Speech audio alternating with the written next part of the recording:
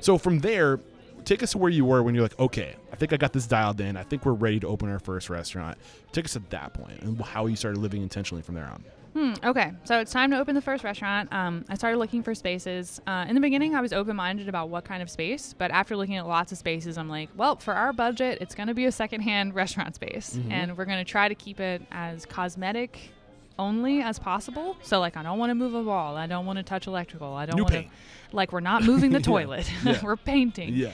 So I found this spot, and because we're in the valley and it's sort of like an area that wasn't really trendy yet, the rent was cheaper and it was something we could afford. So I just tried to stick to the rule of like, what can you actually afford? Don't overdo it. Yes. Because it's really tempting to just go in that, like, there's like the sexy part of town. Yeah.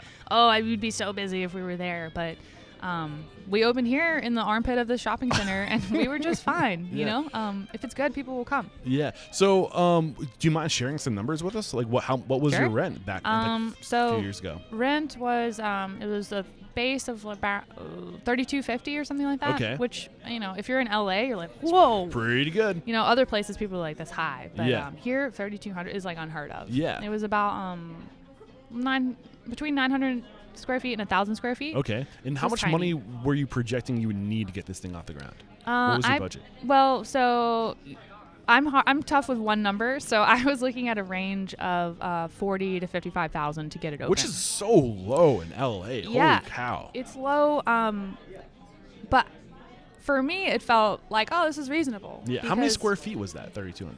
I think it was about like 960 or something like that. 960. Okay, and I cut you short. I apologize. You remember your train of thought? Let's see. Where were we?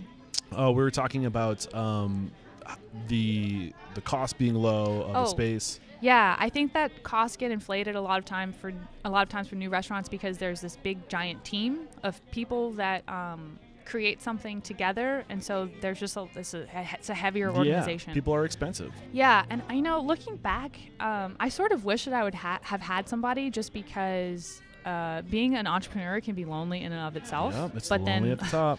Yeah, especially for a job like this where like everybody's looking to you. Something goes wrong, it's you they're calling.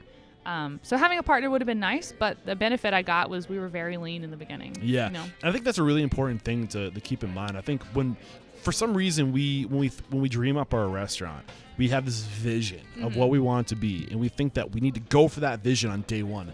That's your 20-year vision, realistically. Where can you start today? And like we started with pop-ups, right? And then from there, you're like, what's the small, like the next baby step I can take to get a little bit closer to that ultimate vision, right? Because you don't want to set yourself up for failure. You want to keep your liabilities low. Yeah. And I think going back to what we said earlier, you started this journey with your Dodge of was it a Dodge Challenger, right? Yeah.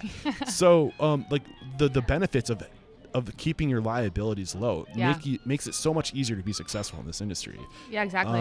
And before I quit my job, I had like a nest egg so that I wouldn't be stressed about money. Yeah. So step one, get rid of everything that you don't need. Get rid of everything, plan for it, save. For most people, I'm like, don't quit your job while you're just doing pop-ups. That's like a weekend thing.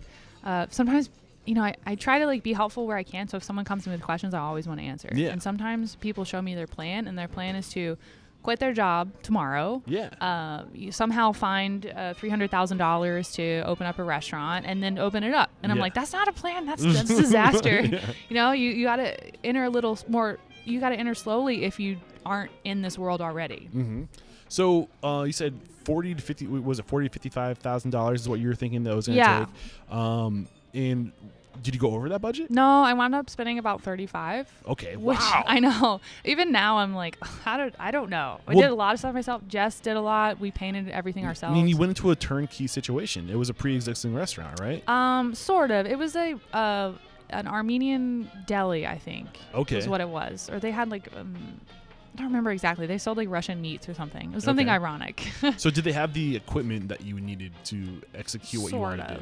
They had like one of the most important things that I was looking for in a secondhand space was, is there a hood and the right type of hood? And, you know, are the floor drains where I need to be? Because I'm not trying to like drill through the floor, install a grease trap and all that junk that you find out you need later. So There was some equipment there. Most of the work we did was in front of house, just making it more of like an inviting dining experience instead of like white walls, white ceiling, white tile floors. You know, we warmed it up.